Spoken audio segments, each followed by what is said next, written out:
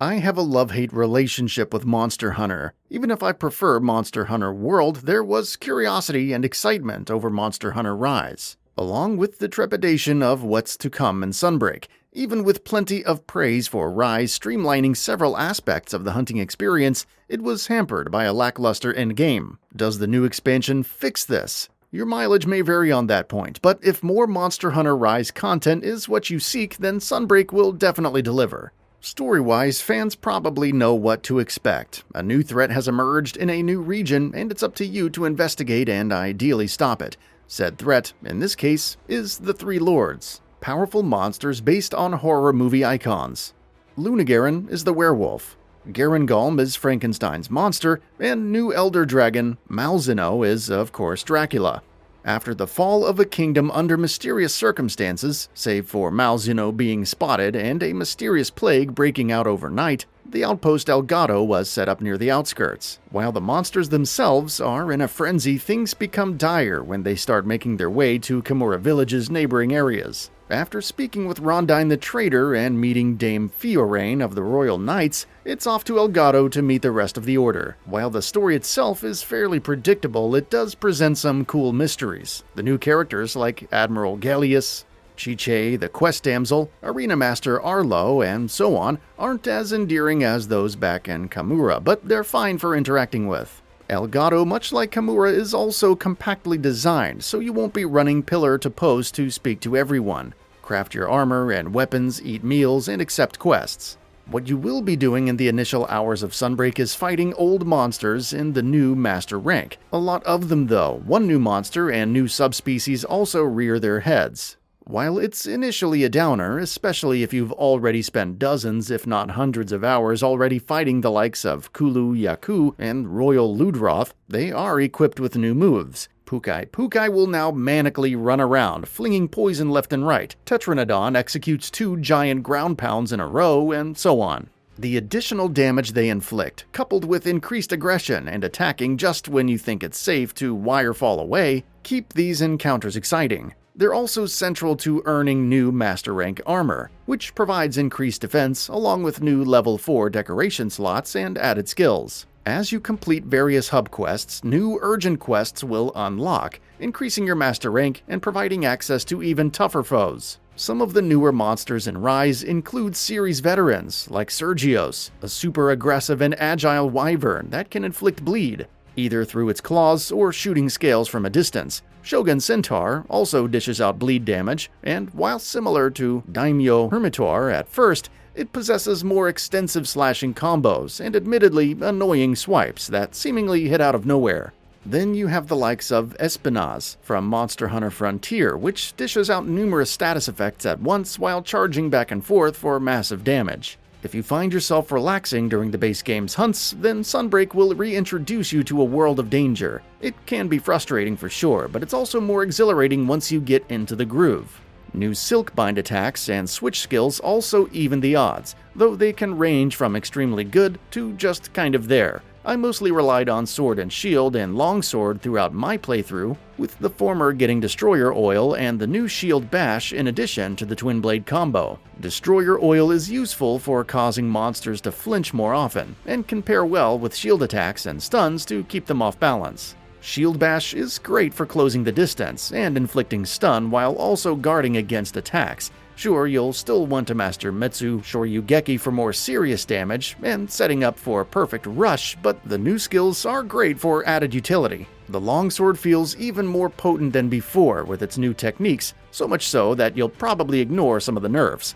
Harvest Moon dishes out additional hits with each counter, which is insane when paired with successful Lai Spirit Slashes. Tempered Spirit Blade is a more immediate counter that rewards successful timing and raises your spirit gauge, and Sacred Sheath is just great damage all around.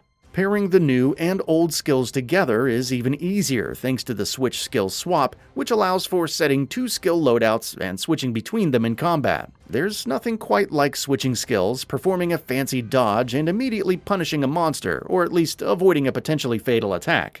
Other nice quality of life changes include having your Palamutes sniff out certain materials and resources on the map, making them easier to collect. While mounted, collecting anything now goes into the canyon's temporary inventory, which is amazing when you're full up on potions, herbs, and whatnot, but still want to grow your stockpile. Buddy recon that sets up temporary fast travel points on the map are also great, as are the new morphed wire bugs, which provide more materials from wyvern riding attacks or deal more mounted punisher damage. There's also hopping skewers, which allow for enhancing 2 skills at the risk of lower activation chance, and a less powerful 3rd skill, which has a higher activation chance. Dango tickets can offset the lower chances, and there are some nice possible combinations, like increased elemental resistance and recovery at the cost of, say, boosting one's attack and defense at the start of a hunt. I wasn't too crazy about the new talisman melding techniques, especially since you can't specify what skills you want. Then again, given the scam rates in the base game, it's probably for the best, and you can net higher rarity talismans with level 4 decoration slots here. It still mostly comes down to luck, but at least talismans aren't the be-all end-all of the endgame. You've probably noticed a complete and utter lack of mention for anything Rampage related. The tower defense mode from Rise had its fair share of detractors, both at launch and afterwards. So how does Capcom address it? By not doing so. Yes, there's no new Rampage content of any kind. Even the ability to ramp up weapons has been tossed by the wayside in favor of crafting Rampage decorations, which are pretty good, don't get me wrong. On the one hand, I can't exactly fault them, but on the other, it does feel weird to just have this one significant chunk of the game there, not serving any purpose or tying into Master Rank in any way whatsoever. Thankfully, the new follower quests are worth doing. These essentially allow for embarking on hunts with different NPCs who are controlled by AI. Initially, you can have Elgato's NPCs like Fiorain accompany you, but the roster expands to Kamura Village's residents as well. Ever wanted to hunt a Xenogre alongside Master Utushi? Maybe work with Hinoa or Minodo to take on a Rathalos. Now you can, while earning rewards like their unique weapons and armor. It's a nice little side activity, and one which can provide some decent armor and weapons as you work your way through the story, plus the AI is fairly competent. While you'll spend a good 15 to 20 hours on clearing the story depending on how much you grind for better weapons and armor, it's all about the endgame in Monster Hunter titles. So, how does Sunbreak measure up?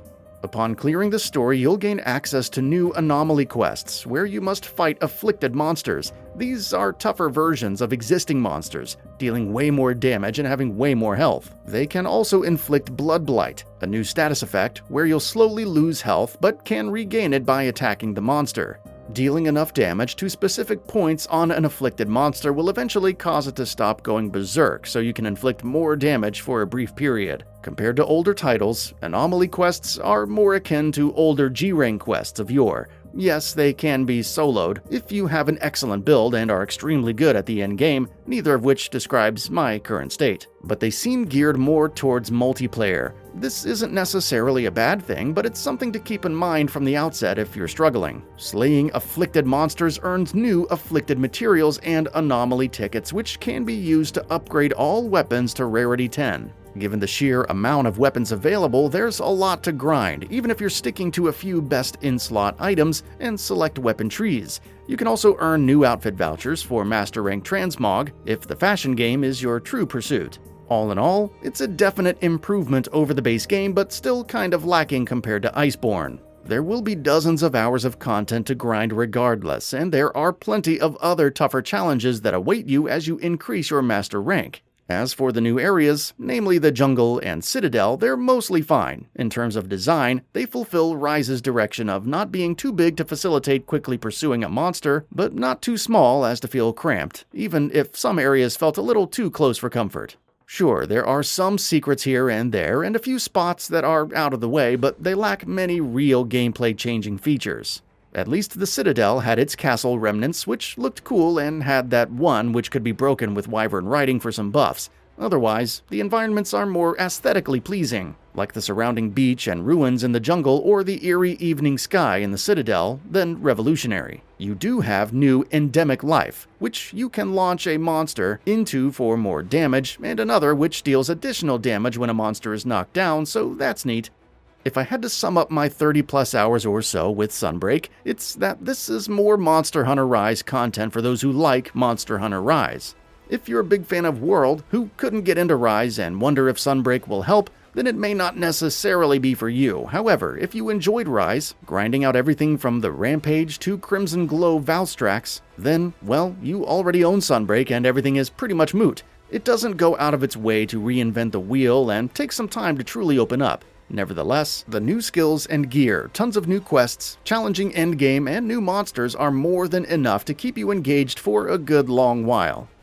And that brings us to the end of the video. A quick request: we upload new videos every single day, and if you like what we're doing, please consider subscribing. It really helps us out. Also, don't forget to enable all notifications by clicking the bell icon so that you can receive daily video updates. Thanks for watching.